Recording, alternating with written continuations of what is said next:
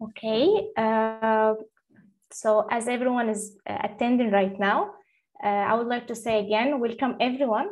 My name is Rawan, and I'm the outreach and community lead of this project in Impact Hub Istanbul. For those of you that you don't know about Impact Hub, we're a global social innovation platform that supports startup capacity building and the growth of enterprises with a focus on creating positive impact. Accelerate 2030, in which we are conducting the webinar it's the world's largest impact scaling focused global entrepreneurship program.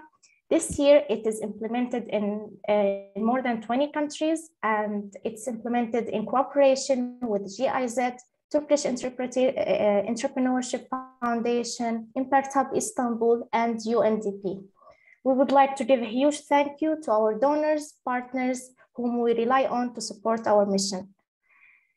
Today, we will have an exciting discussion while trying to answer the main question, as you all know, what makes a business social? So without further ado, I would like to give the floor to our great panelists. Today, we have Saleem and Adel, both from Netherlands and Luxembourg. I would like to give the floor to Adel now to introduce himself. Thank you so much, Rawan. Hello, everyone. My name is Adel AlBaghdadi. I'm originally Syrian, living in the Netherlands for the last 5 years. I'm the founder and the chairman of We Organization NL. We Organization is a young social enterprise that we create concept to promote social inclusion and fighting xenophobia.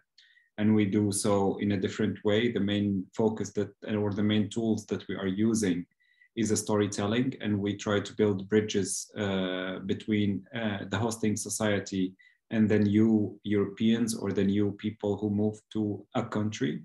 So we try to do so by organizing events, while giving the people the floor to share their own narrative about their own stories. And we give training as well to empower people to share their own stories and to give them access to the new communities and societies. Thank you, Adel. Now, Saleem, if you would like to introduce yourself. Sure. Thank you, Rawan. So my name is Saleem Najjar. I'm a Syrian entrepreneur. I started my first project in Syria, and we had to close it, to shut it down because of the war. Then I moved to Jordan, where I started an e-commerce platform to help other entrepreneurs to launch their e-commerce businesses. We sold that company. It got acquired by another startup in Jordan. And then I worked as a consultant with the World Bank, and I tried to help Syrians to sell their products online and to use e-commerce as much as possible, but as well very difficult for them because they don't have bank accounts, shipping method, or other things. So we launched our own company to help them doing that. It's called Sharqi Shop. Sharqi is a platform that enabling Syrian artisans in Jordan to sell their products online, and it helps now around 130 artisans and designers around the world. And now we're expanding our project to Turkey. So this is a very good opportunity to us to help other artisans sell through Turkey. Recently I got interested in helping and supporting Syrians, refugees, to get their legal papers like passport, their birth certificate. We launched a platform called Sergo to help them getting the best lawyer to do their jobs, as many Syrians around the world are suffering from the lack of access to their personal documents. Wow, great to hear. As some of you have heard, if you work with artisans in Turkey, maybe this is a call for you to reach out to Saleem and maybe build a partnership with him. I've realized that both of you are working from a migrant background, and actually social entrepreneurs from a migrant background are actually leading the way right these days, because they're helping in building societies where migrants are not seen as a threat, but rather as an opportunity. which is great efforts you guys are doing. We come to our main question, which is what makes a business social? As you may have heard, that social entrepreneurship can be a confusing term for many of us because it contains two separate contradictory terms, which is social and entrepreneurship. So the entrepreneurship side involves about realizing problems and opportunities and finding solutions for those. And the social side is involving adopting these market approaches to solve social problems. So it can be confusing. It can create a dilemma in some societies. That's why we are here today to discuss it further. I would like to start with my first question. What does social entrepreneurship mean to you, Saleem? So, as you said, Rawan, there is a confusion about the term. Each one of us has its own definition. But for me, it started like the same way when I discovered entrepreneurship. Like, I didn't know what entrepreneurship is. I had an idea to do a project online, a food ordering service in Syria, and there was no one did it before. So I set up a platform. Somehow we ran around it. We were very naive and beginners at that stage, but somehow we knew that way. So again, when I saw a need, I guess each one of us, the best startup or the best business is when it comes from personal need, or from personal pain. I'm sure Adel started this initiative because he suffered also from this. I started, for example, Sergo, because I was for 9 months in Jordan without a passport. I couldn't open a bank account. I couldn't get a work permit. I was working illegally at that stage because I don't have a passport, a valid passport. So this comes always from a need. And when you can find a solution for it and you can somehow replicate this solution to other people in a scalable way, this is what is a business, make it social. But at the same time, we need to still make a little bit money so we can sustain the project, otherwise it will be one time. And I really hate one-time projects, because the more you can sustain it, the more the ROI on your investment would be better, right? Definitely. Like this is what makes a social enterprise different than a normal NGO project, which is like done for one time and there's no sustainability. You have to finish all the money that has been allocated for the project, and we don't see very long-term outcomes. I would like to ask the same question to our panelist Adel, if you can tell us about your own experience and what does social entrepreneurship mean to you? Yeah, I totally agree, like what Saleem has mentioned, because like for me, I really feel, and you also has mentioned, Rawan, about, okay, there is a lot of now migrants entrepreneurs that leading basically in this domain, because like I 100% agree with Saleem about it's really born out of the need, because like a lot of, and this is all about entrepreneurship in general, like you as a consumer or you as a person with or without like a migration background, you could be suffering from a problem, and then like you try to basically really create a product or create a system or create a solution to help change your life, but also could be other people's life. So basically, I think social entrepreneurship for me is really being a change agent for change and with the social impact. And this is, I think, a bit different with like a charity. And this also the characteristics for social entrepreneurs, that you feel like they still love to do business, but then they also care about the social impact of that business. So this is really give us a lot about like, okay, the impact change maker. So like not only a change maker, but what kind of an impact do you do on doing the change that you're doing? So this for me is really my passion as well, because like for me, I feel doing a charity and just charity is really good, of course, but then you're not really making the change. You're not really empowering people, but like doing as well with a bit of a social impact, basically, like with the business side of the project, give you also the motivation to keep running and keep going, and the challenges that you also come with that. So this for me, the social entrepreneurship. In fact, like social entrepreneurship can be more challenging than normal, like being a normal entrepreneur, because like you have to tackle both sides. Like you have to be a great business, you have to prove yourself in the private sector, and at the same time you have to take care about your like ethics and values. So it's kind of like a huge challenge, to be honest. Like, yeah. So I was wondering actually, like, whether your project was founded like as a social enterprise, or like, did you know about social entrepreneurship before you actually established your projects, or like you actually found out about that later and you started to realize what kind of impact you're actually achieving? So for me, for first project, Sharqi Shop, the one that sells handmade items, it was an opportunity. So I found an opportunity for a market. We have around 10,000 Syrian artisans in Jordan who moved to Jordan.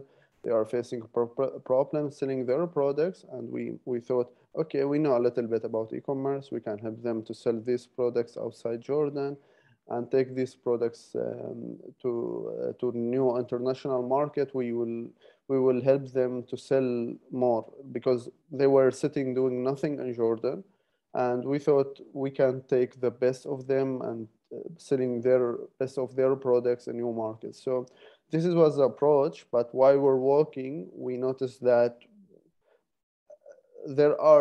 we're doing the same as organizations who are tackling the social entrepreneurship, like employment. Like UNICEF has a goal to hire 30,000 Syrians in Jordan. Like we are in the employment program. So that's where we start aligning our goals with the organization who are supporting the social enterprise goals or the sustainable goals in general. And I didn't plan for it. It comes, I said, as a need, as a problem need to be solved. Someone need to step up to do it. With the next projects like Sergo, the platform to help with the legal documents, I was aware of it, and I was more aligned. So I designed the project to be more aligned with the organization goals, so we can be more aligned in the project. So any organization would like to support the project, it can be very, very easy for them to enter and support us through this project. And this is a very good thing for social entrepreneurship people to think how we can align with organization to so we achieve their goals and our goals at the same time. Great to hear. Let's hear from Adel. Yeah, for me, I think it's quite similar, because like also what I heard from Saleem, like being closer to your target group, basically, like this is also what I think in entrepreneurship in general. So like you are always continuously keep testing what's your solution that you're trying to approach, and what's the solution that you're trying to bring to the table. And by keep testing it with staying close to your target group, you always can double check about, okay, is this working? No, not working. How could it work? And answering your question about like, okay, did I know before about like the concept entrepreneurship? Honestly, answer no. But for me, I always know my passion was like really doing business with the social impact. But like knowing the term social entrepreneurship, I did not. I knew about like entrepreneurship. So for me, I was like, yeah, I'm more entrepreneurs. So like, I don't want to be a businessman. I don't like to be working only in a charity world, but like my heart is there, but I still have this kind of blood of doing kind of a business more, you know? So then like I started doing with the trainings that we we are doing here in the Netherlands. So like that was the starting point. And then like we felt like, yeah, but wait a minute. We are not just doing a storytelling so people can share their own stories and empower them to gain basically their own and own their own narrative and their own stories, but that also give a very positive impact on their way of finding jobs. Because like, for example, in many non-Western cultures, it's been received not really okay or not good to talk how good you are in a certain area.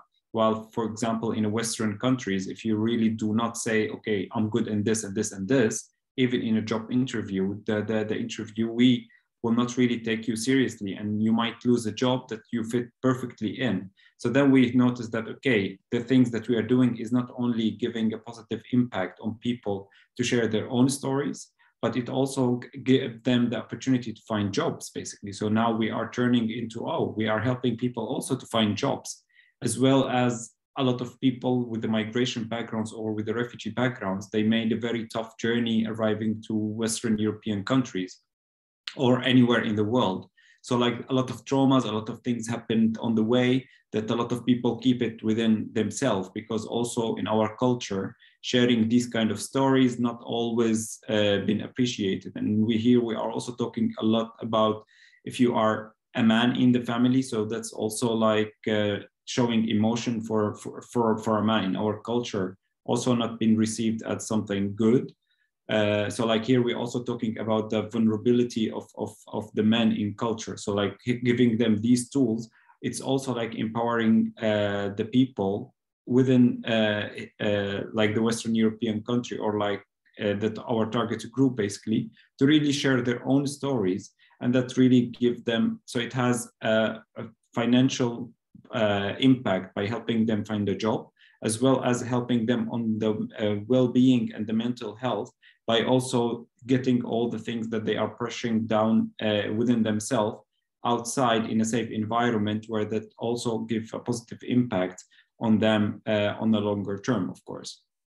So this is how we found out also, like in the process, by being closer to our target group, basically. That's amazing to hear. Like what I understood is that, like, as you start and identifying yourself as a social enterprise, maybe like the business model should be revisited and like restructured according to that, like maybe according to your beneficiaries' needs, according to your customers' needs, whatever your business model is based on. Like as far as I know, there are there are some common business models framework for social enterprises. For example, there is the cooperative model, maybe many people have heard of, and there is the cross compensation, in which you pay for a service and then get that profit to finance another service for undeserved people. And there is like the market connector that I guess Saleem is doing by connecting artisans with the customers in the market, because they cannot open their own shops and basically sell their own crafts. So yeah, there are many common business models for social enterprises. As I said, it should be customized to the beneficiaries and the customers' needs. Moving on, I would like to ask whether there have been any moments where your values come in conflict with your business needs. Like, as you know, like you're social entrepreneurs, and ethics come like ahead of yourself, and like, did you face any situation like that where you had to balance the two, like business needs and like social impact, let's say, like regarding the increasing the working hours of your employees, which is not in your standards, but maybe you had a situation where you had to do that. So I would like to ask Saleem and Adel, like, if you ever had such a situation. I don't think it was a conflict, but it was very challenging. So, for example, when you set up a platform, a marketplace to sell products from suppliers to the market, you think of, okay, I will provide those suppliers who are artisans in our case with a platform so they can access it, upload their products and start selling them. But it wasn't that like the case. It's not a normal business. So in our case, we needed like to go to artisans one by one to educate and train them how to use the platform. And then we discovered even this is not enough. Like we needed also, for example, no matter how much you train them, it's not possible for them to get good photos for their products, or this shiny, beautiful photos for their products, which sell online. Because if you don't have good photos, you won't be able. And for example, describing their products, we needed to hire our photographer and then our copywriter. So this is a burden. Keep adding to your business and keep cutting from your margin and keep making it like working for free in some orders or like this. And this is very, very challenging case in many cases. Like when you it's the business connector, or what I usually call the marketplace. For example, a startup in Jordan selling food made at home from ladies who are some of them are refugees, and you can order from the app. So he needed to go to each kitchen from those ladies and to train them how to do the cleaning, how to do the how to be professional. Same for us. Sometimes artisans don't get stick to the products they design. So they might change the color. Okay, this is the color now, and it's kind of between blue and green. A client will love it. We can't ship it, so we need to add this extra mile about doing the quality check. So working with refugees is great. We're working with local suppliers is great. At the same time, anyone who would like to do such businesses need to take into consideration how much is it challenging to import them. We're working with artisans who were sitting in Medhat Basha. Maybe Adel knows this beautiful market where artisans make products in front of you. But at the same time, they move to closed areas in Jordan or other closed areas where they don't know how to sell in different ways. So this needs to open eyes. So we have this challenge, to be honest. Like when you, for example, we sell a natural product. At the same time, we can get it from other suppliers who are big factories who can provide you with better price, better quality. But this is a challenge, maybe in much obvious way, like to keep serving the low margin in the market, while you can get the same quality in some categories. Some other categories, you have only one provider or two providers. At the same time, you have big factories, you can get the same quality, better products, better packaging from them. So this is where some conflicts or some challenging in your business you need to take or to keep an eye on it.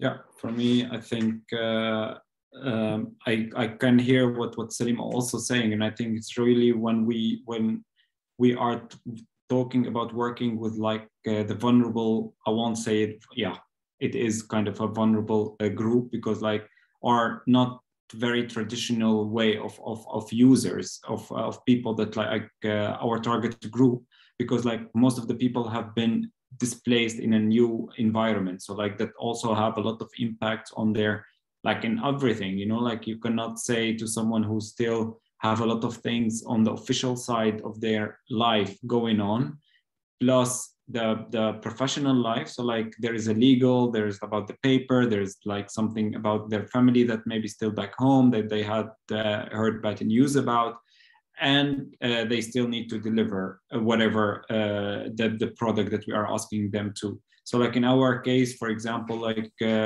we could also work with just say like, oh, we are just a working agency. We help people get access to work.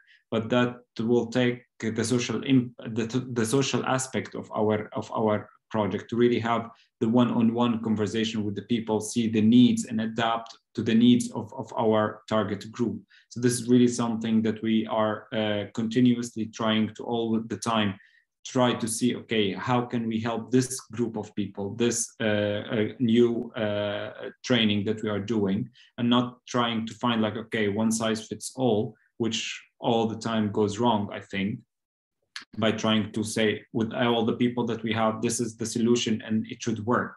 So then it's really the adaptation, how flexible you are also as a social entrepreneur. This also can be. And then also like the question about like, okay, is your business side came across your social side?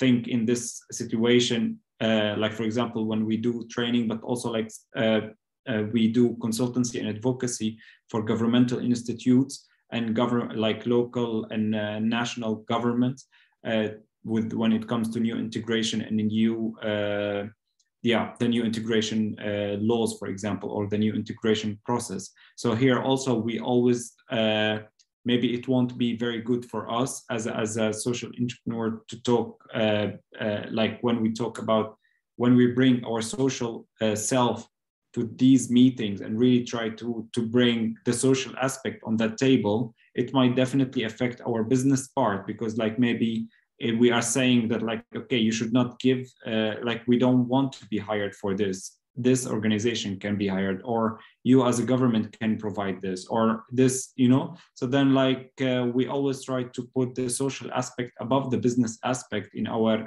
organization, because for us we really believe the social is the drive, you know. So the business side is just the fuel to keep the movements, but is not the movement itself. So the business side is just the fuel basically, and this is we always try to really keep it in our head and in our mission basically, that okay, we are not driven for the money, we are not driven by okay how much profit we will get out of it, how much social impact has this project or concept on people. Based on this we will do it, and then the money will come anyway. So you know, so like social first, business second. Thanks. Those were very lovely words. Like as far as I understand, there is no perfect scenario for social entrepreneurs, you know, like all what you have to do is just being adaptive and resilient in this kind of situations, and it's not gonna go as you may expect it would, but you just have to, you know, struggle through and wrap it somehow. So yeah, it's very true. And moving on, I know that there are different definitions of social entrepreneurs in different countries. Like in some European countries, social entrepreneurs do have a reputation, but in other countries they may have not. For example, here in Turkey, there is a conceptual confusion between the non-profit organizations and the social entrepreneurs, and there is inadequacy of legal entities. So like there is nothing that can define us. Like you can be a private business, you can be a limited company, you know, like it's all up to you based on your operations. You can customize it, but this can create troubles because tax regulations will apply, and like people will find it hard to understand what is your mission. So yeah, like it's very different in each country. I would like to know like what is the case in Netherlands and in Jordan?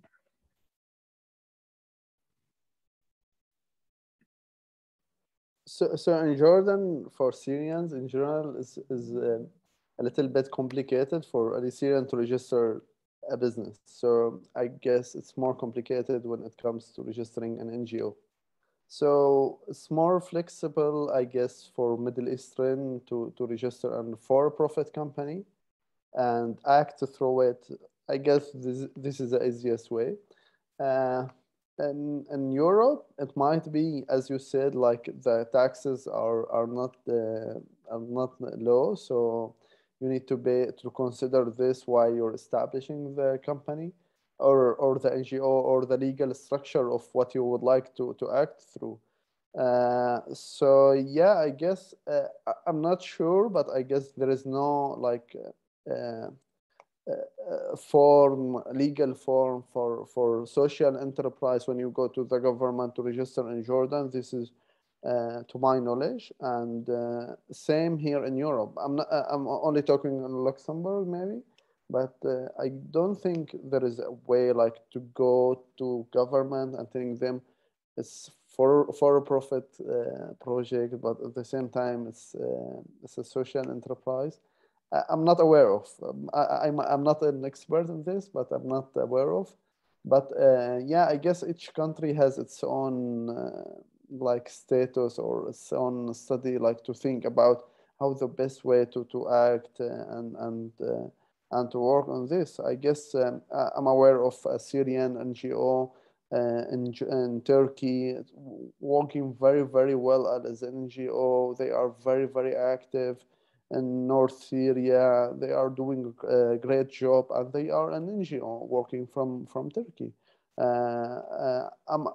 In Jordan, we didn't see this example, this very beautiful example, but we have very good social projects established and run as a limited liability company.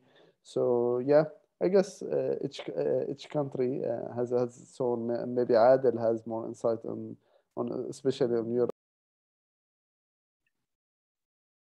Yeah, I think like what also has been said already, like there are different entities, and this I think it's also like when we're talking about like in general social entrepreneurship, this is also something for a lot of people might choose to register themselves. They are social entrepreneurs, but they prefer to register themselves as an NGO because the funding partner that they are working with to make the work happens, basically, they don't give fund to social enterprise. They give only to non-profit organizations.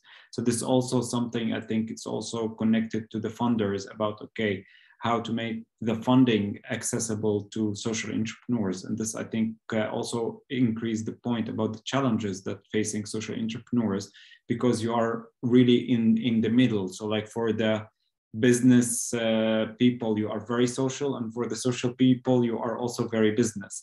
So, you know, so like this is really the struggle that a lot of social entrepreneurs are really struggling. And that will also lead them to choose, okay, I will go to register myself as a business, like just a company for profit, and then taking on all the consequences of like the taxes that you have to pay, the registration fees, also the matter of not being able to apply for funding because you are for-profit company. So, you know, so like this also all the legal systems, I think, yeah, I see it coming, but like we are not there yet. So you see like now more and more, or even the concept about social entrepreneurship is also like a kind of new concept, you know, so like we did not have it maybe like 20, 30 years ago. There are a lot of social entrepreneurs, but like as a concept, it's also, we could say it's kind of new. So this also like needs some time to be adapted to the system as well, like as a government and as a laws and about like legal entities. So this, I think, yeah, as far as I know as well. So like, yeah, the situation. Yeah, I really like what Adel is saying. Like, yeah, it's between. It's not pure business and it's not a pure NGO. So for business people, you're not that good business. And yeah, we faced this problem. We reached out for a lot of investors, and they thought we're not ready to be an e-commerce to sell. We're selling very good, but it's always the case because with the many challenges, they try to avoid investing in such startups. So we have seen some investment in Jordan, for example. Some funding was established by the USAID to support social startups. So this was a very good initiative in Jordan, like for the USAID to support such funding. They establish a fund, they open a fund only for supporting, and that was very good. Mercy Corps also has a similar one in different countries. So if any organization is now hearing us, so this is a good initiative. Maybe maybe you would like to think about it also, about supporting, establishing a special fund for social entrepreneurs. Yeah, and impactful fund, if so, if we can speak about it, yeah. Yeah, like everything that was said is very true. Like, and in each country there are even more challenges, more problems, and it's very confusing. But you have, like, everyone has to keep in mind the regulations of the country they reside in, you know, and check the law, check all the possibilities that are available for them. Like, because generally speaking, social enterprises, they find it very hard to make their needs and demands heard in an environment when basically there is no like institutional correspondent in the country. Like, for example, private companies, you know, cooperate with private companies in the private sector, and other like non-profit, they cooperate with municipalities. But for social entrepreneurs, you know, there's no institutional correspondent, which makes it very hard. Moving on, I would like to ask that my question now is forwarded to Adel. As you know, that some social entrepreneurs, they come from like high income and high educational background. Like there is some inequality over there, you know, like we don't see many entrepreneurs coming from like low income or like, I don't know, low educational background, like because like usually you have to have like a capital money to invest in your business. Like you're not always lucky, you know, to find an investment or to find a funding partner. So Adil, like how do you think we can address these inequalities in the social entrepreneurship world?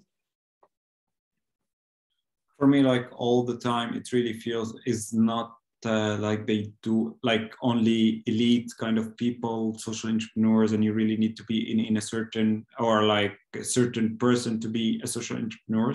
But I think it's also about like the term that we are using. And this is how we start the panel discussion about like, okay, who is a social entrepreneur? So like for a lot of people also, they might be doing a social entrepreneur and they are social entrepreneurs, but they don't call it because like they don't know the term, or like they are not familiar with the term, or like because of the lack of the knowledge basically. So here it really comes also, I think, about access to information that we are talking about, like most of the trainings that we hear or we see around comes about like entrepreneurship, about business, quite expensive trainings. And then we don't really see a lot of accessible information for people about entrepreneurship. And this really, like, I would like to invite like the people who are watching us, wherever they are, to really make it accessible, because I really think the knowledge and the information is the key to start basically. Because like when you know about like, okay, how to make a business plan, how can you make like the business plan canvas, like these kind of tools to make it accessible and to make it really in the hands of everyone.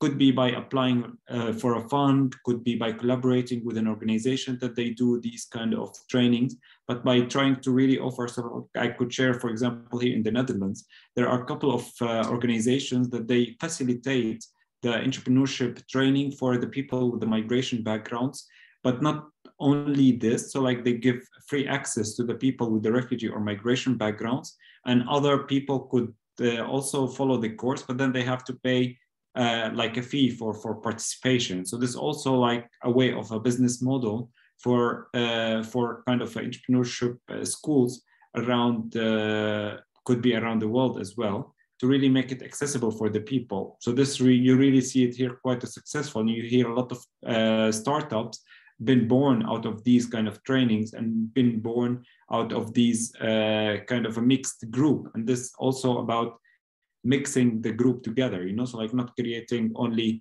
refugee trainings, non-refugee trainings, you know, like dividing the people, dividing society, because like really bringing the people together, this is also the key of flourishing and getting and inspiring new ideas and new creative ideas when it comes to business ways. So for me, it's really like in 2 words, education and access to information. That's a great answer. Thank you so much, Adel. Moving on, I would like to forward a question to Saleem now. Maybe you have received this question from many people in your community. Like, do you guys generate profits? Like, how much do you, like, how do you sustain yourself? Like, how do employees work under Sharqi Shop? Like, what kind of answer do you provide to them? Like how important do you think being transparent in this sense? Yeah, we share how much we pay our artisans, and 80% of the sales goes to the artisan. We only charge 20% to sustain the business, sustain ourselves, paying everything else, and getting salary. So we can't afford like having myself as a founder, and this is for everyone to clear this point. As a founder, you need to get a salary from your business, otherwise you can't sustain it. You want no matter how motivated you are for the business, you can't keep working for it and keep motivating if you're not getting a salary. So yeah, you need to stay making money. You need to get funding for projects you're doing, and this should be clear for all entrepreneurs. Even if you're not, if the money is not available at the first stage, you put it as a debt on the company, and then you start when you receive a funding, you start getting your salary back. So yeah, you should.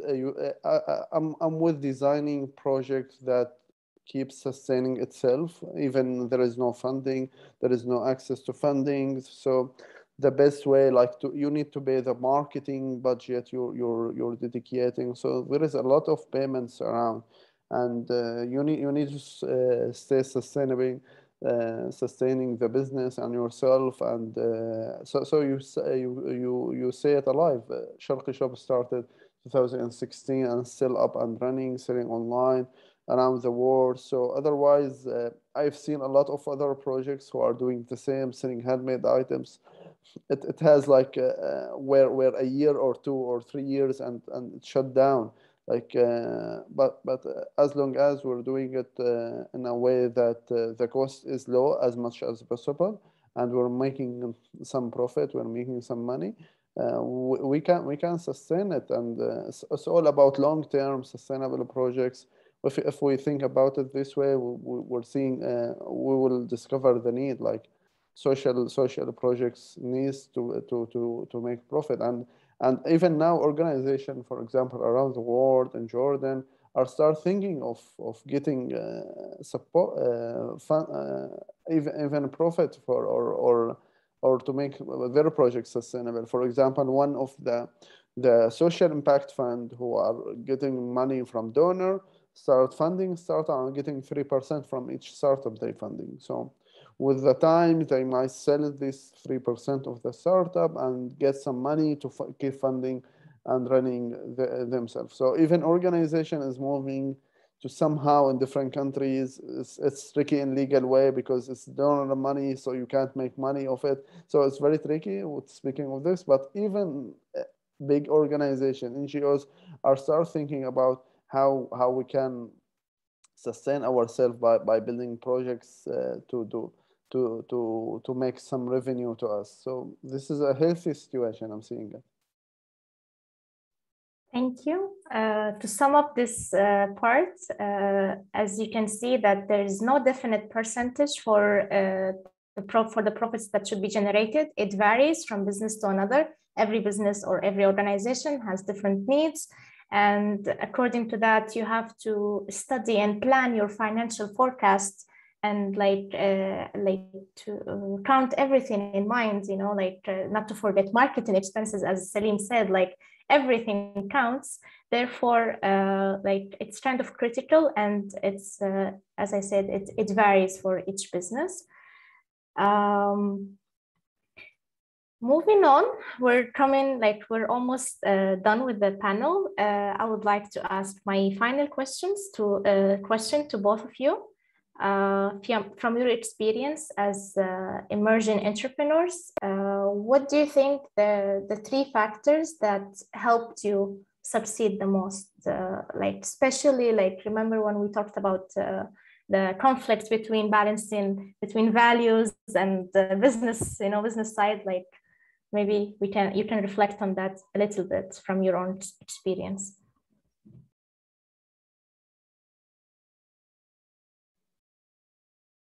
Yeah, Adel, would you like to go first? Sure, I don't mind.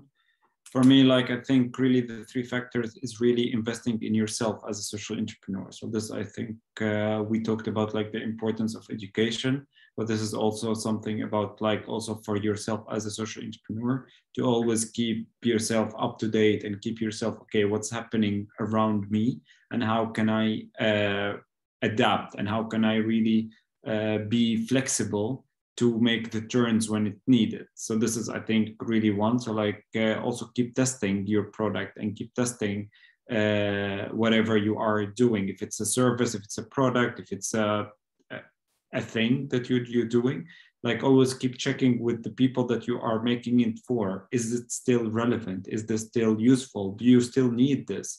So like by always stay close to your customers basically, or the end users of your service.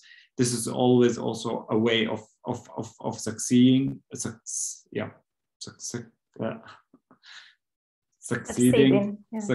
Yeah, exactly. Thank you. Yeah, about succeeding in your project as well. And also like to be flexible and not really like, okay, we do this service till the end of the time, we will keep doing it. So like easily adapt. So like, for example, this service, this needs is relevant for this year. Next year, it may not. So then like we need to also like to keep running and to stay alive basically as a project. You always need to see, okay, what is the need now and how can I make the service, maybe new service, it could be totally new service that you have to implement it from scratch again. But this is to make it sustainable for your business, for your project, basically.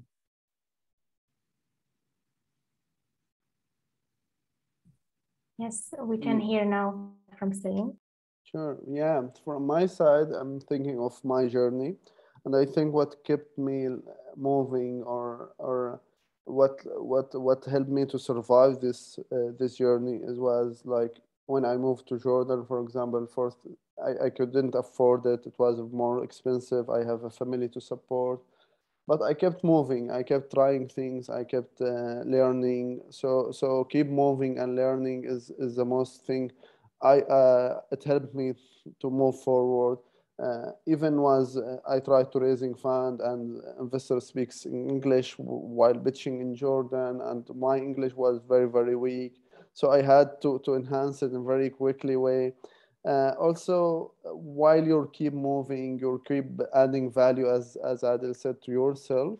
The more value you add, the more opportunities it will open for you, and doing good, to be honest, for other people. I guess it opens doors for you, and keeping good relationship while you're working, and introducing to new people, maintaining this network, especially for us, the people who do the moving to new countries every while and then.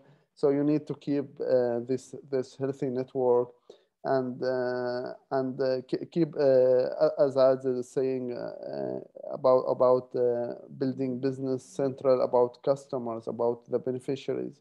So this is a very good thing as well, thinking about it. But no matter how it's challenging, I know this sounds like cliche, but it is the case. No matter how much challenges you have, like keep moving.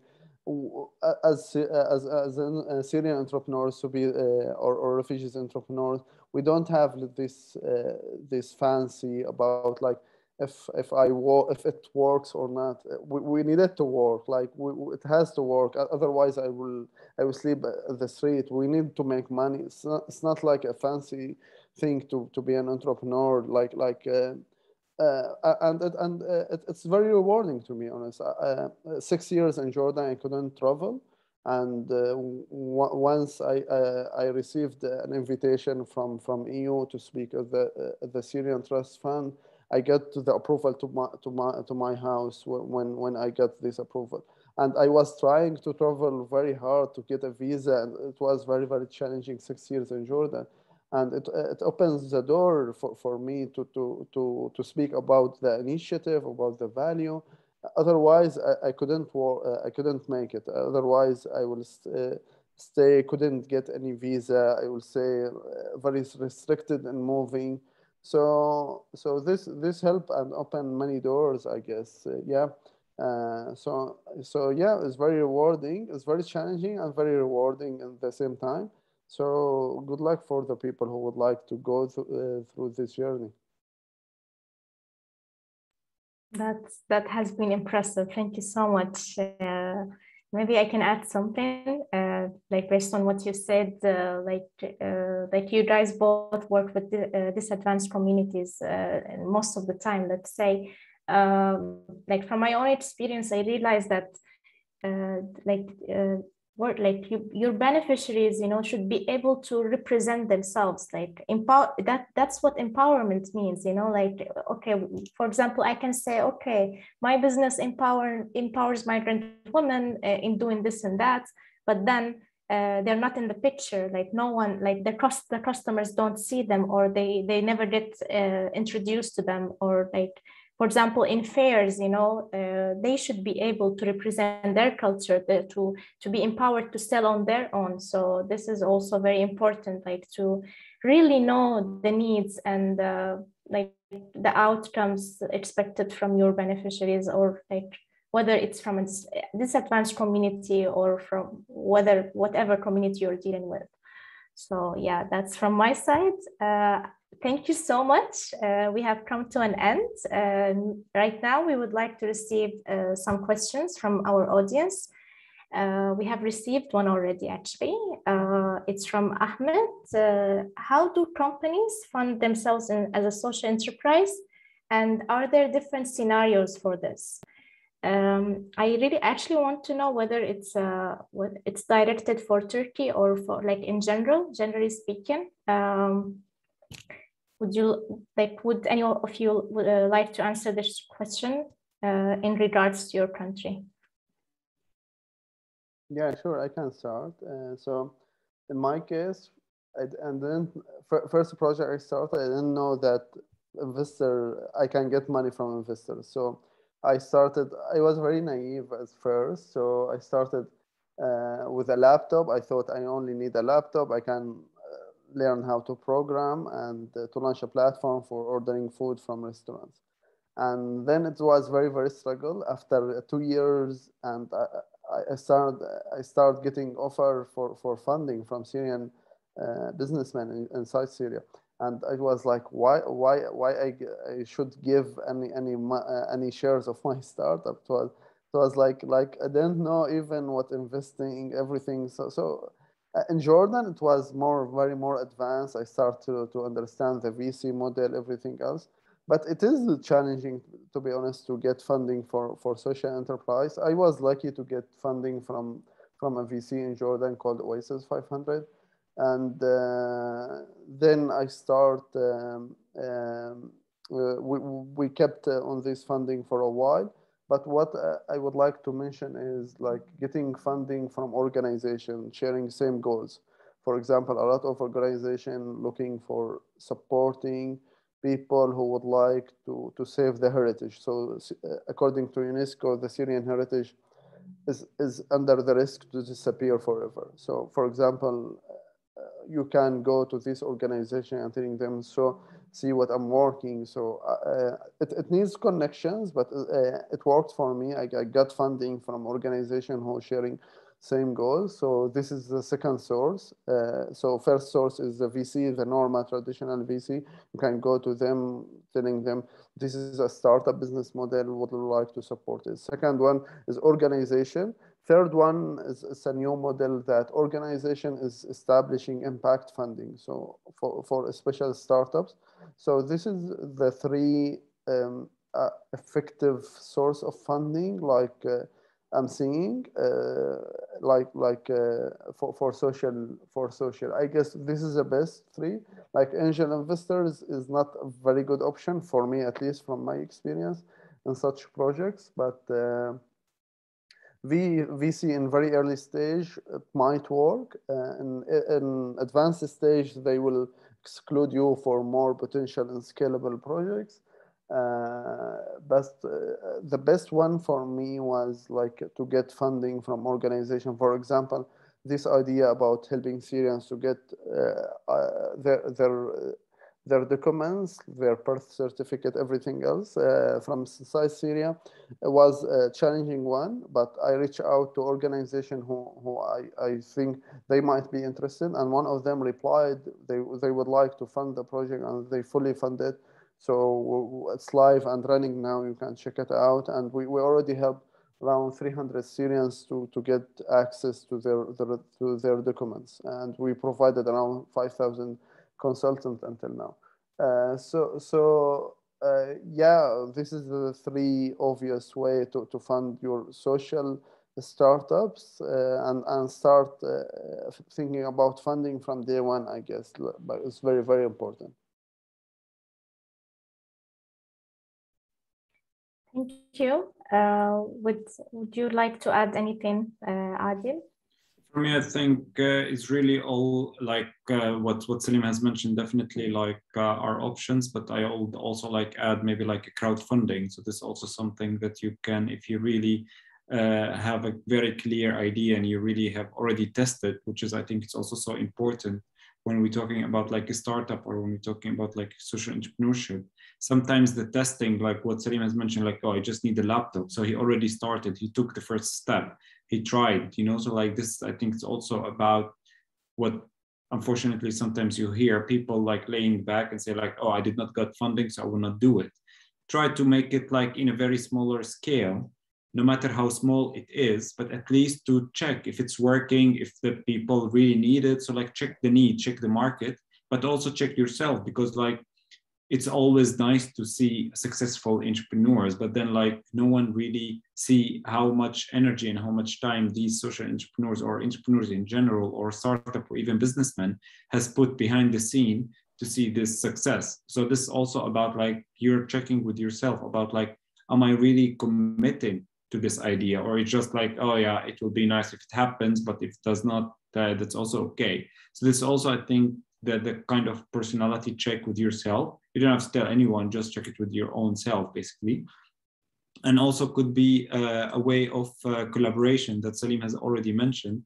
It could also be like collaboration in an organization or an NGO that working in the self field or in the self domain, that you could collaborate with them. They have the funding, or they can apply for the funding and then hire you as a social entrepreneur to do the project, basically. So this is also like a way of doing your project and your business if you want.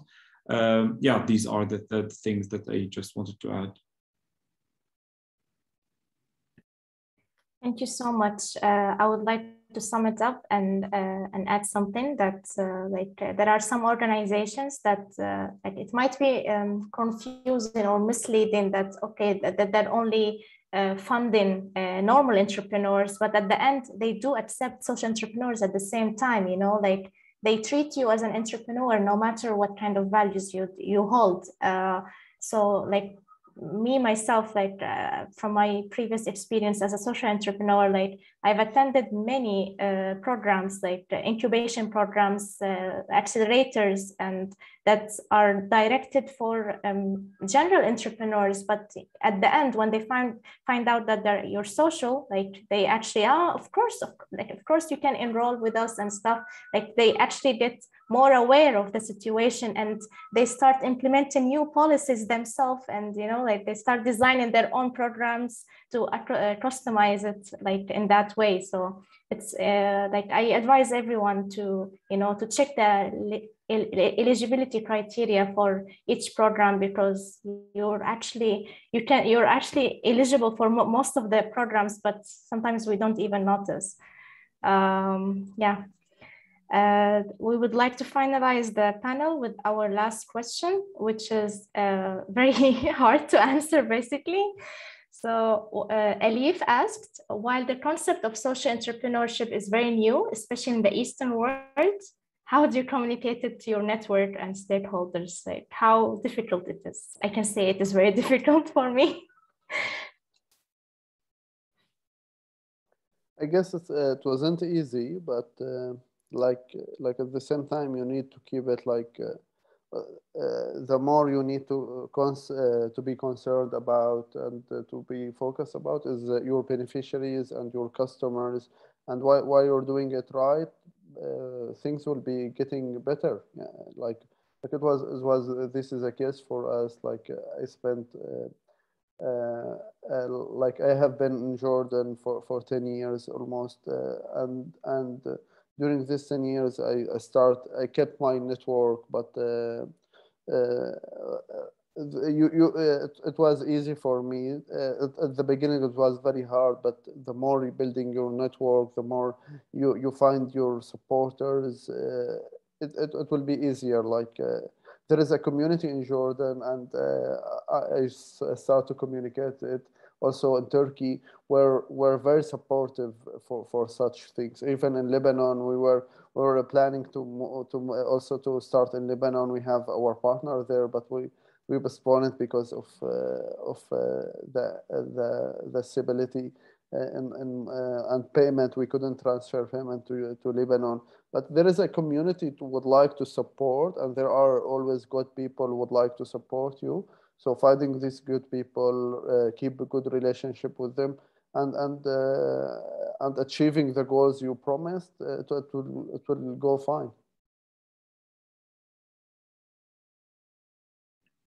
I can take the last words from Adi. Sure.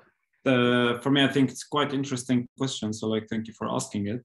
And for me, I think it's like when we talk about communication, we're talking about the language that you're using to communicate with the people. So like not the language that we're speaking, if we say, oh, it's Arabic or English or French or Dutch or whatever, but like the language that the person will understand you with. So then like, I think it's really depending how can you adapt your pitch about like, okay, what am I pitching? What's my social entrepreneur or what's my project?